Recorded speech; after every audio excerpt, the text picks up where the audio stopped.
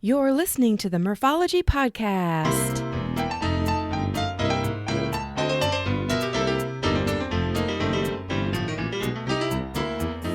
Thanks for tuning into the Morphology Podcast, aka Murph here to share interviews about biking experiences from cyclists who have pedaled to places all over.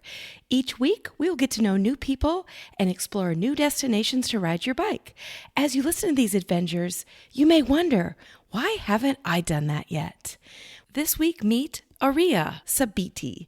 He stumbled upon gravel by chance when him and his wife-to-be saw a poster for a bike race in their community. That race turned into quite an adventure, and both of them were hooked. He even started a local club called Iowa Gravel Gang and rides weekly on Iowa gravel roads. He also participates in some pretty epic races across the U.S., like Rebecca's Private Idaho and Gravel Worlds in Nebraska. Eria explains why he loves gravel. It's just you, the bicycle, and the road, with the simple sounds of gravel and the miles of wide open countryside. You can see his adventures on YouTube as well as Instagram under the name Iowa Gravel Gang. A quick note, if you're listening to this episode in November or December of 2022, you can participate in the Morphology 200-Mile Winter Challenge, especially if you need some inspiration to stay active once cold weather moves in. The link is simply morphologypodcast.com/200-mile winter challenge, or check out the show notes for the link. So here's Eria. Well, I would like to welcome Eria to the podcast. How's it going? Not bad at all. Thank you for having me. It's a pleasure being here. So I'm excited to have a chat with you. Yes, me too. So you are known on Instagram as Iowa Gravel Gang, and I have been following you for quite some time.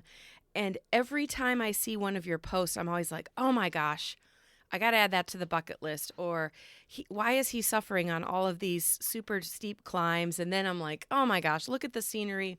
So I'm talking to you in real life right now, but I talk to you a lot when I look at Yeah. your Instagram posts. I'm glad you follow along. That's Yeah. quite, I love the adventure part of it. So Yeah, and definitely inspiring. The stuff that you post is very inspiring. thank you. I'm glad to hear that. That's kind of why I share this, on Instagram and YouTube and stuff. I just want, people to get out there and Yeah. have fun with all these adventures. Yeah. So that's why Yeah. I'm overshare of that. Good. So you are on the Yeah. podcast to specifically talk about being a gravel cyclist. And of course, we'll get into some other things. But do you want to start out before we even get into that and maybe tell us where you live and what the cycling culture is like there? Yeah, I live in Iowa City. I would say probably one of the best gravel communities. I'm biased because I live here. But it's just about a mile to the nearest gravel road from my house, which is, pretty unique for, a semi decent sized town. Yeah. But the gravel, most of the Iowa City culture here is kind of laid back. More, when you see these guys on bicycles and girls, you definitely know that these are gravel cyclists. It's just laid back, Mm-hmm. and it's all about fun on the bicycle. That's really the vibe that you get around here. Yeah, and I can also agree with you. I've done many, many miles down in the Iowa City area, which, for those of you who don't know that, Iowa City is located in Iowa. And I've said it many times, we don't have mountains here, but I think that the trail builders have done an excellent job of providing us with unique experiences on gravel, on single track, on all of it. Absolutely. I feel like we're really fortunate. Yes, like you pointed out, we don't have the mountains, but the accessibility to even mountain biking uh, within the city limits is just really something unique and special. Yeah, yeah. And I don't know how many gravel miles exist in Iowa, but somebody made a t-shirt or a sweatshirt that literally is a map. I think it was actually the guys over at Bike Iowa. It's a map of the state of Iowa, and it's almost completely colored in with gravel routes. It is Yeah, spectacular to look yeah, at. It is unique. I actually own that shirt. Oh, do you really? Yeah, I do. And I think they say it's close to 100,000 miles worth of like gravel roads. Oh, man. Yeah, which is just epic, epic. Yes. Okay, so have you always been a gravel cyclist? Not really. No, I actually stumbled upon gravel by accident. I just met my now wife, and we love biking, but we just really kind of bike in the city. We're primarily road riders, and we went to the bike shop and we saw this sign um, saying there was a local race. It's called IC Gravel, IOC Gravel, but it's called ICCG now. Mm-hmm. It was 60 miles and it was gonna be in gravel. I was like, well, I mean, how hard could 60 miles be?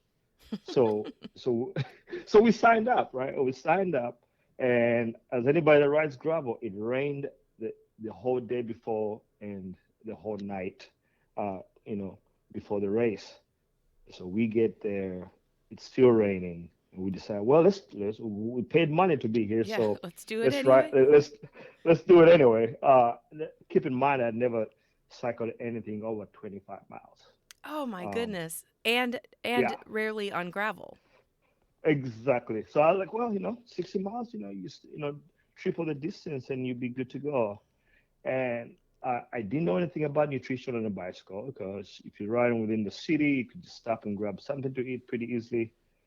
So all I had on my bike was water, Mm. and we embarked on this 60-mile uh, gravel race. Mm. And I quickly found out, 25 miles in, I was totally bumped. Both of my right legs locked up completely. Oh no. I couldn't I couldn't unclip, and I fell over on the side out in the middle of Iowa somewhere. And this lady, the property owner, comes out running, thinking, "Oh, this guy is dying in front of my yard."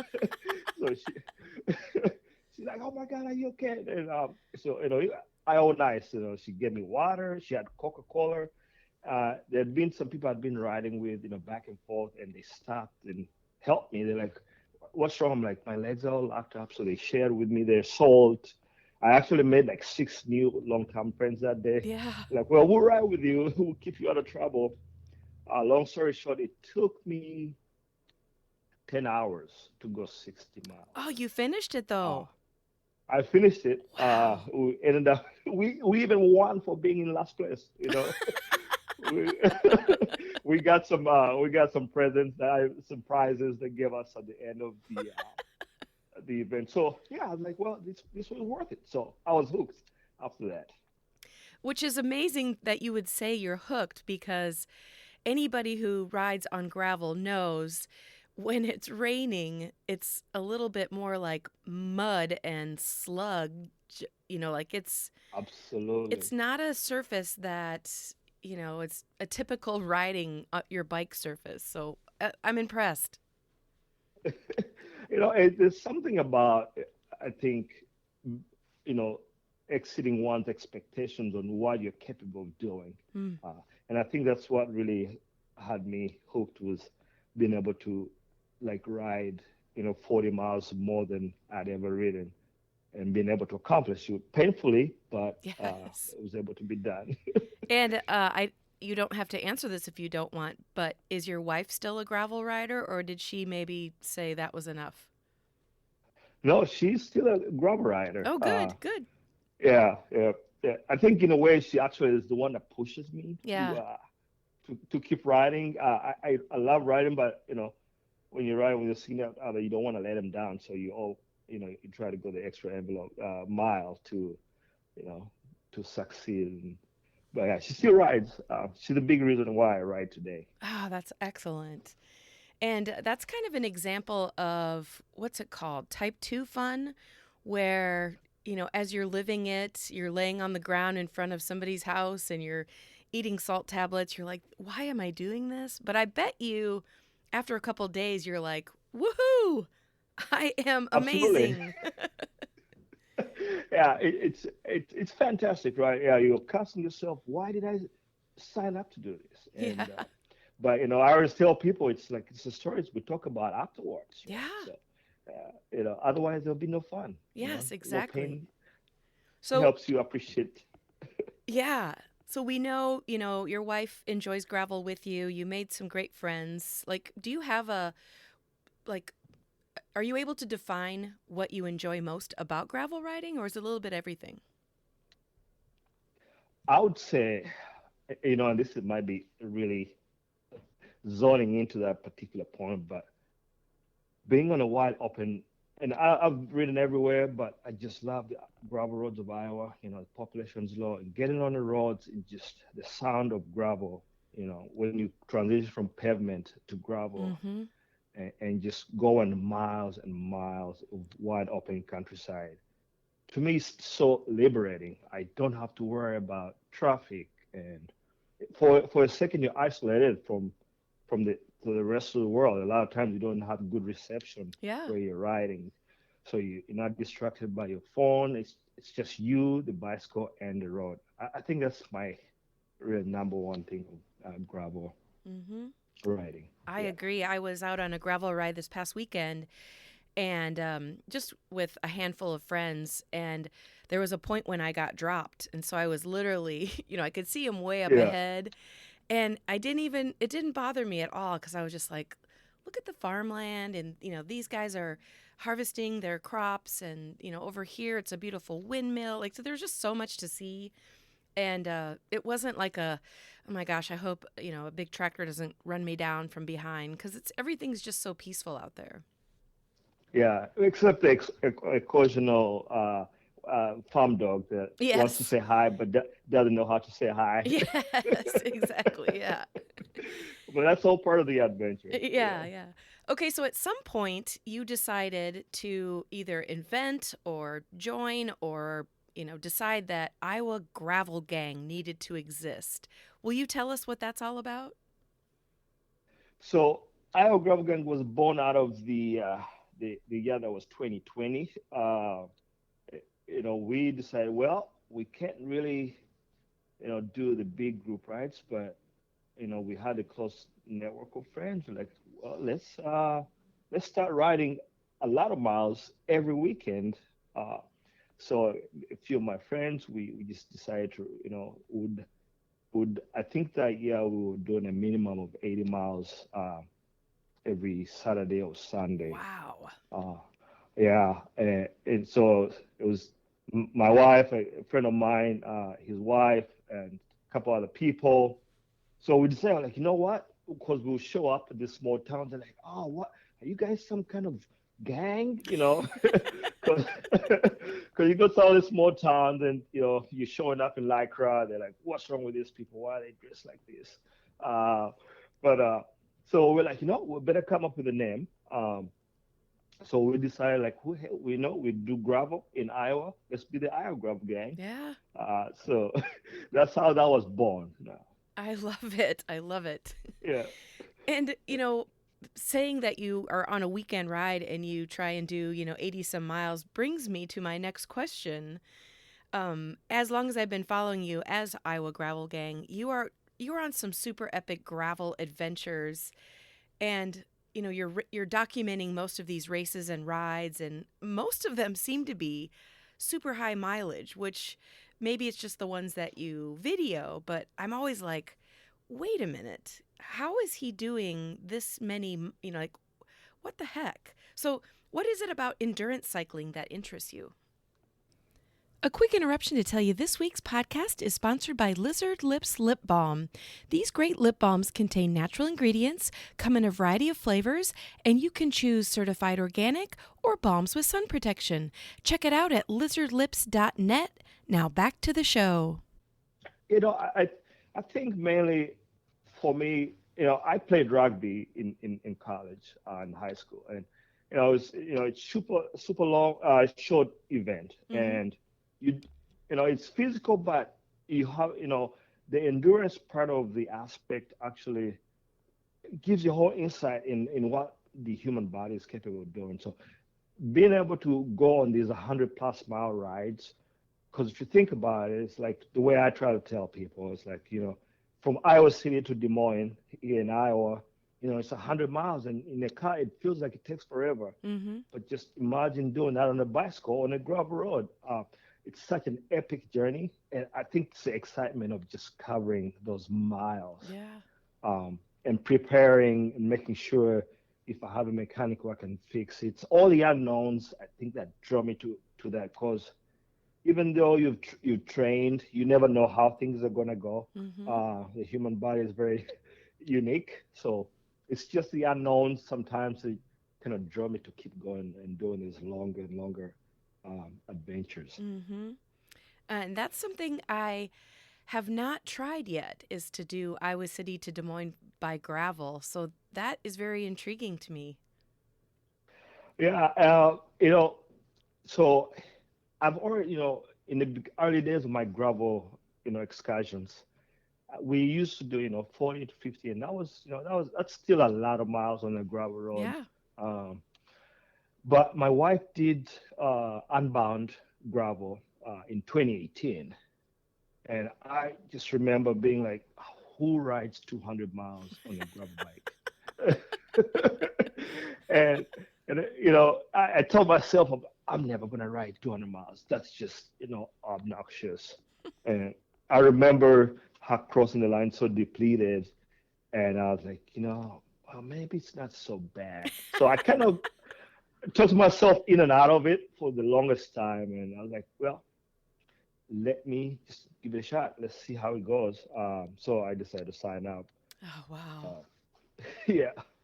Tell us a little bit more about some of the races you've tackled. You mentioned Unbound Yeah, gravel. Unbound gravel. Okay, yeah. So Yeah. you've done Unbound gravel. I know you've done Gravel Worlds because I saw you from afar there. But tell us about some of the other races you've done where they're just like endurance and gravel and craziness.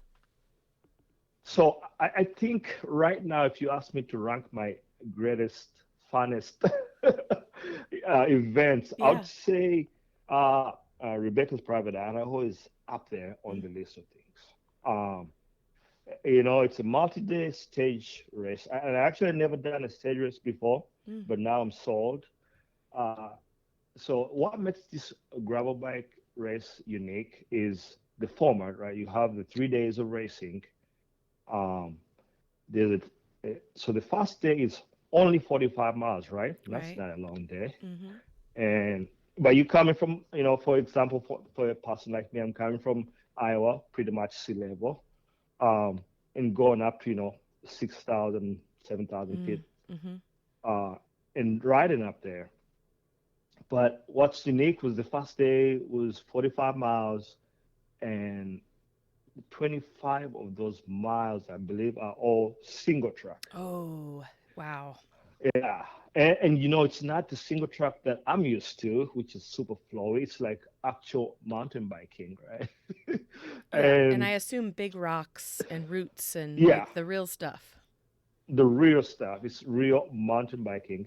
But everybody shows up on the gravel bike. So the bike and fork that you start out with for the event is what you have to finish on.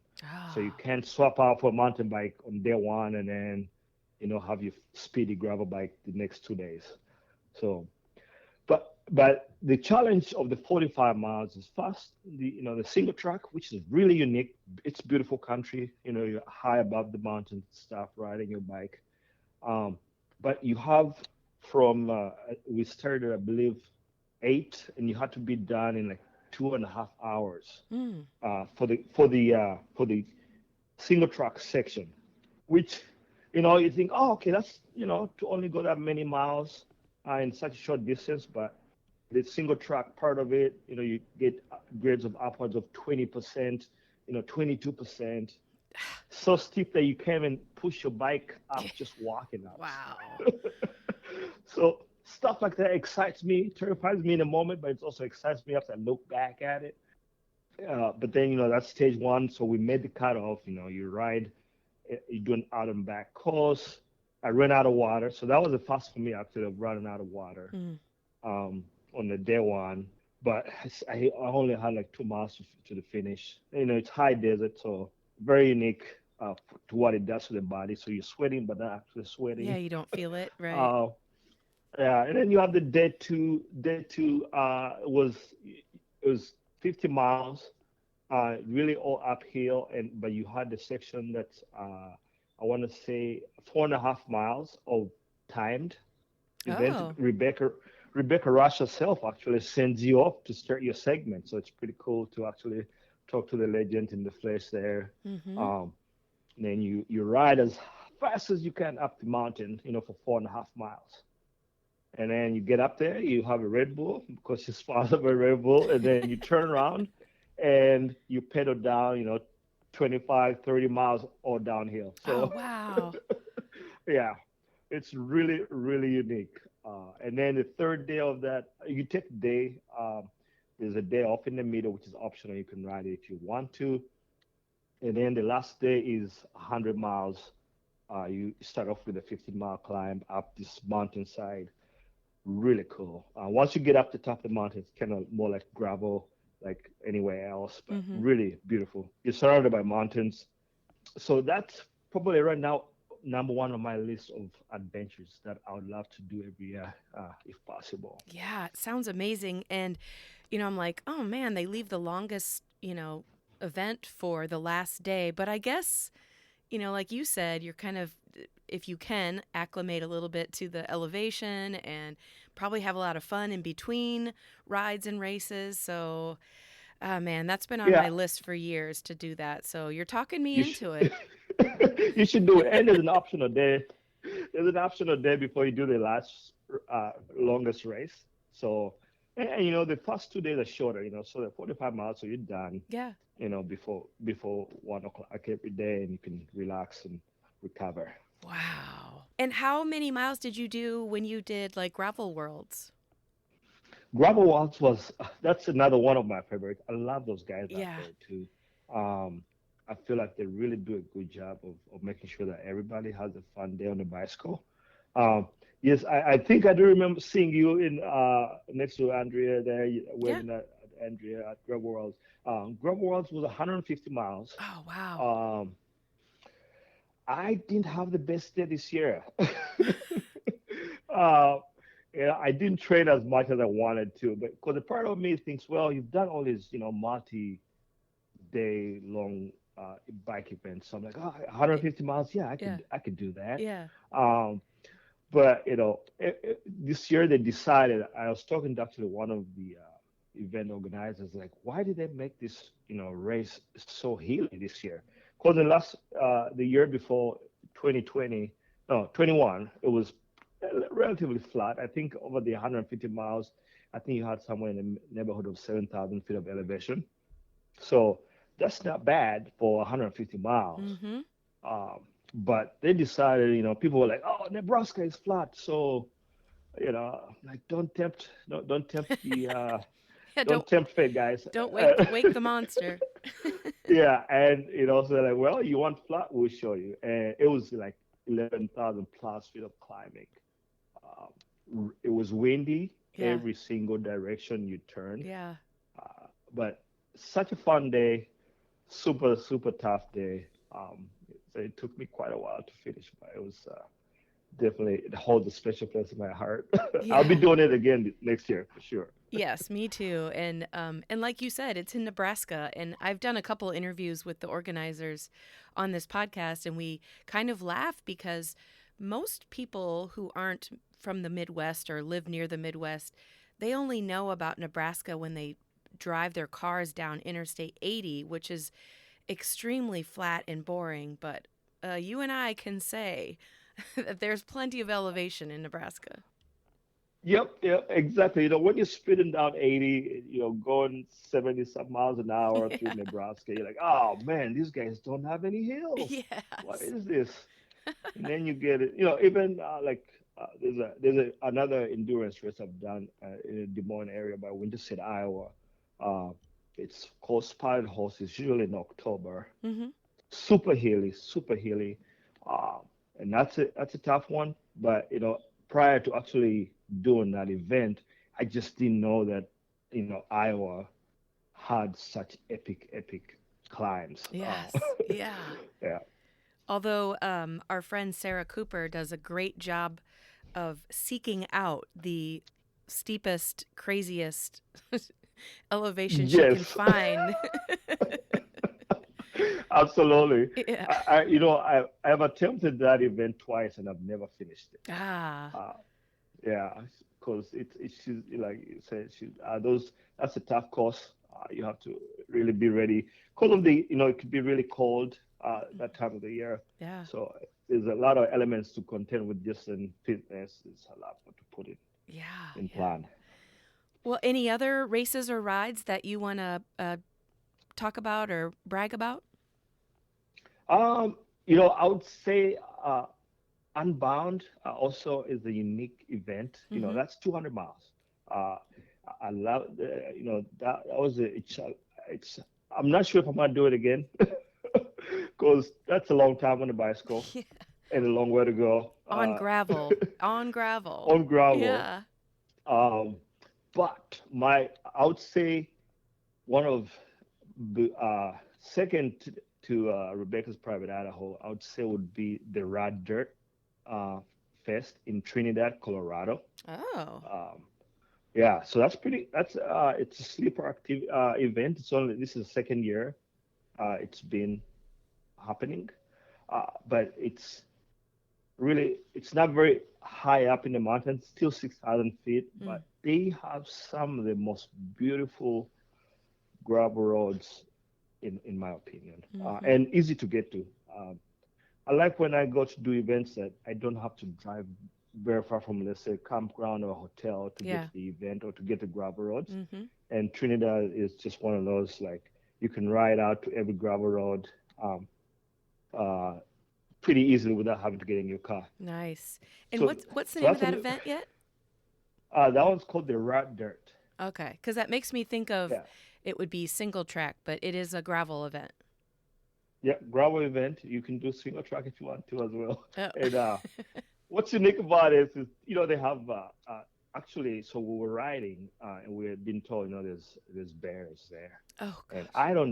I don't do bears very well because maybe if I'm in a car, Wait, does anybody do you know, bears very well?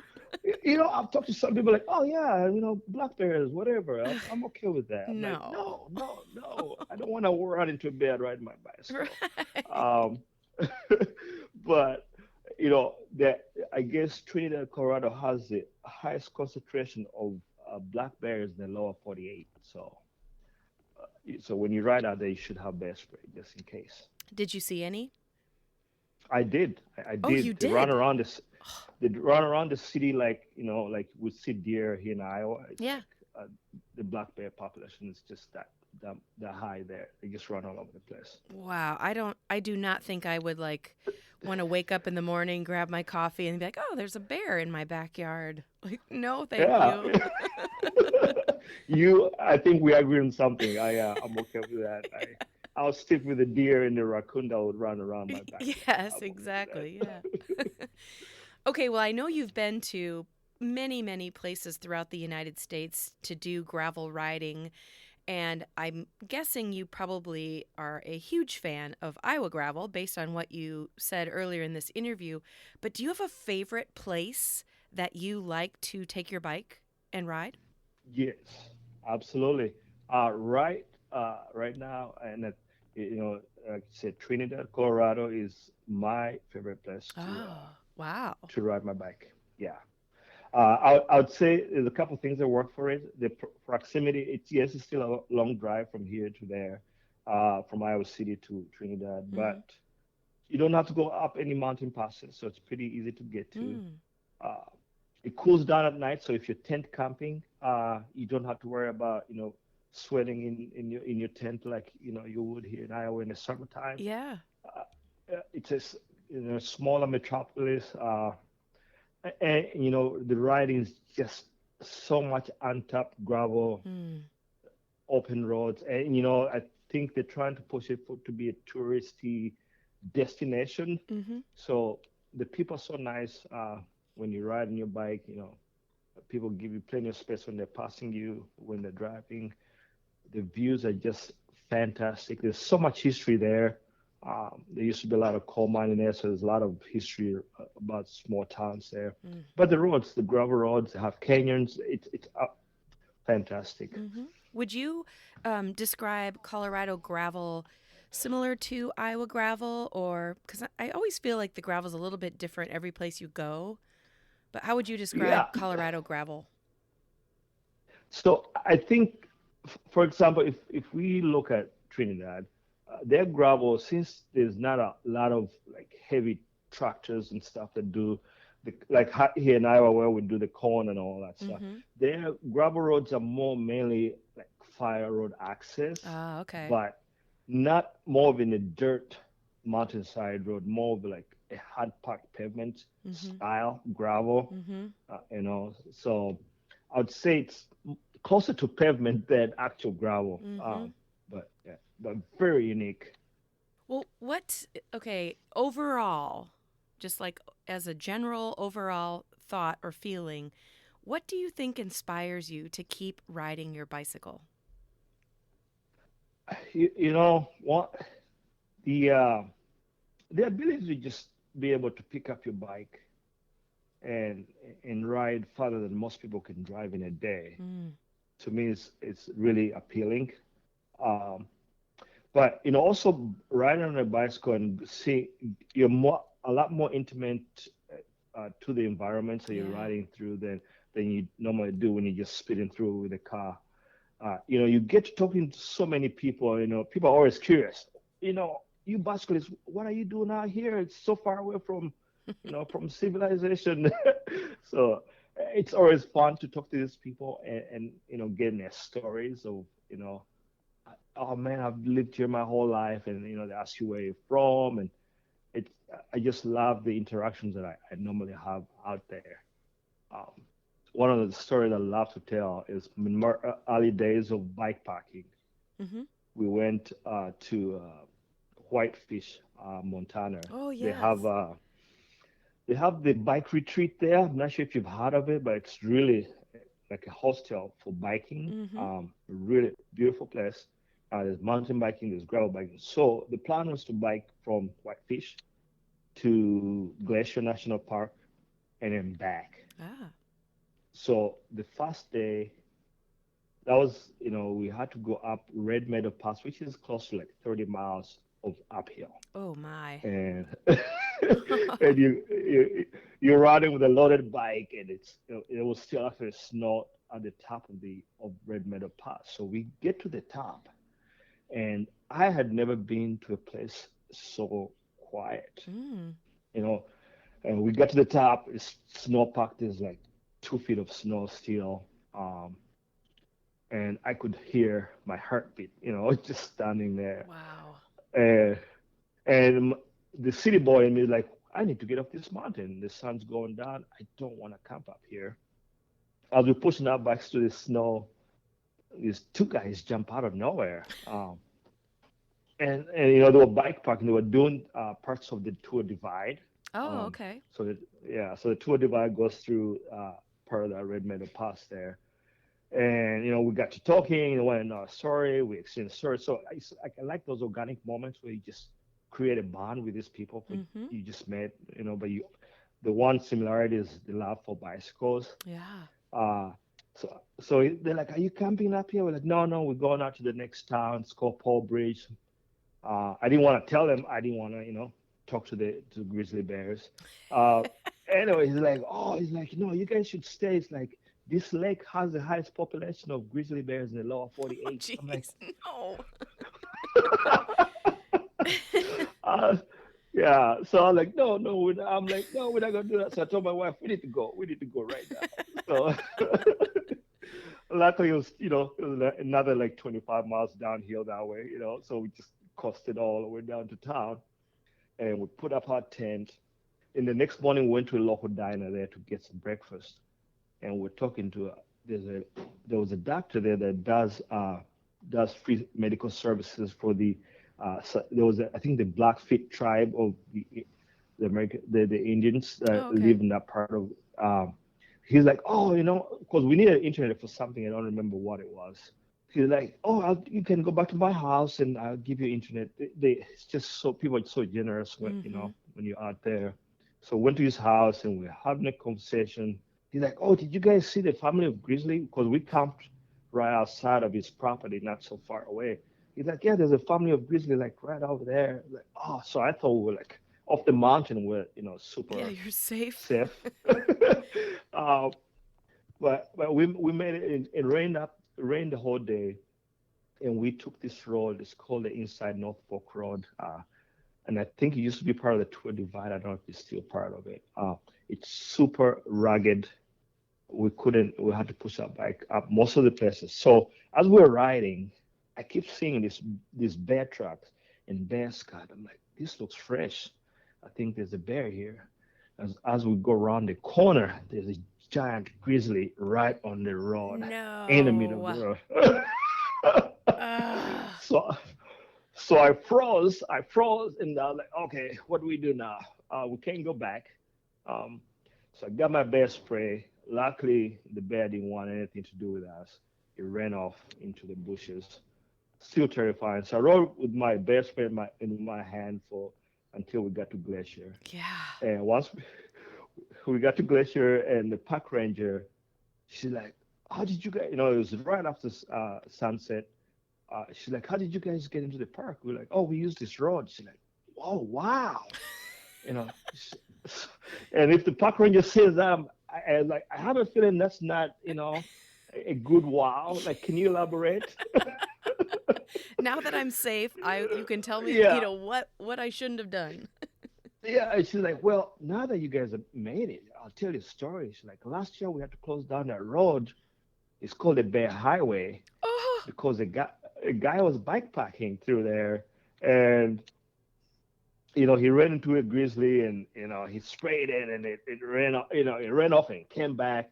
So he finally like saw that it wasn't giving up. He jumped off his bike, and then he ate his bike seat. He had a Brooks saddle. So the moral of the story: don't ride the Brooks saddle. real leather Right? is not necessary on a bike around bears. Correct. Oh But my it's even after all that stuff, it's still amazing. It's otherwise we wouldn't be here telling the story. It's just being able to go out there and adventure and kind of see new things, experience new things. That's why we ride bikes. Yes, and the experience of Whitefish Mountain area is, I'm so impressed because you'll start out at probably a normal temperature, normal surroundings, and then you went all the way up to where there's still snow and then came back down. Like, that's the kind of stuff that you want to experience by bicycle because it's, you're going at a smaller pace. You can look around, enjoy your surroundings. Super, super cool. Absolutely. Yeah, absolutely. I think it's the diversity of just what you see and feel. It just makes bike touring quite exciting. Yeah. Well, and the grizzly bears make it even maybe a little bit too exciting, but so far all your stories have good endings. Absolutely. Okay, so I know that you are hoping to do RPI and Gravel Worlds and maybe Unbound, but anything else on your calendar for next year? Yeah, so I'm kind of next year I'm gonna shoot for there's an event that I've been eyeing but just hadn't had the time. You might know it, called Mid South. Oh, yes. uh, I ran into Bobby Winter of the Mid South at the end of Gravel Worlds actually, and he extended an invite for me to go try out Mid South. So that's I've been wanting to do that. Looks like such a rad event. Mm-hmm. So I'm gonna be excited to go try that out. So that's number one, and I think there's another one called Gravel Oh. Locos in Hico, Texas. Hmm. I think they have one in Pueblo, Colorado as well, but I think I'll be doing the Hico one. But those are the two events that I'm shooting forward to, and RPI if Rebecca will have me back. Yeah. Well, that all sounds so awesome. And then, of course, when you're not doing races, you're still enjoying gravel, whether it's with friends or a weekly ride or just maybe you and your wife. Like, it sounds like a gravel is a very important part of your life. Absolutely. The people I've met through gravel cycling. It's such a community.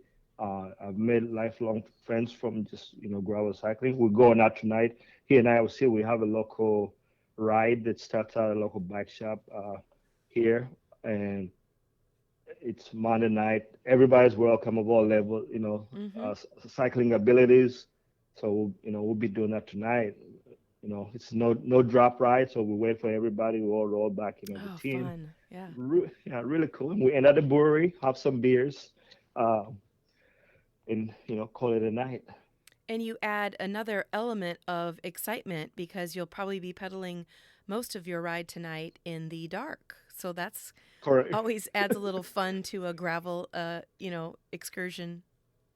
Absolutely. I have my lights charging right now, Oh, ready good. to be. And I think we've been really lucky today. I think it's supposed to be in the 50s for temperature, so Oh, that should yeah. be Yeah. pretty good. Well, before we go, can you give us like your social handle so that people can maybe go check out your videos? Yeah, absolutely. I go by IO Gravel Gang on Instagram Mm, and also IO Gravel Gang on YouTube. good. YouTube, I have my more longer form videos up there, and then Instagram more sharing what I'm riding that day, and random bike stuff. Yeah, and I love your YouTube videos. You definitely feel like you're there. So those are awesome.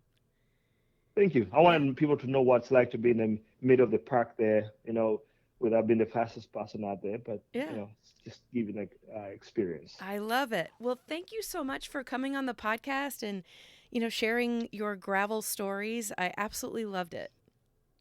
Thank you for having me. Big fan of the podcast. I'm glad that I got a chance to converse with you on it. Awesome. Thank you. You're welcome. Well, that's it for this week. A few great deals to send your way. Use code MURFOLOGY at hammerhead.io to get a free heart rate monitor with your crew, too. And a shout out to Lily Trotter's compression socks. Use code MURFOLOGY to get 20% off your purchase of the best compression socks. Also use code PRIMALMURPH for 20% off your Primal Wear cycling gear at primalwear.com. Of course, email me at murphologypodcast@gmail.com if you have a topic or the name of a cyclist you find interesting.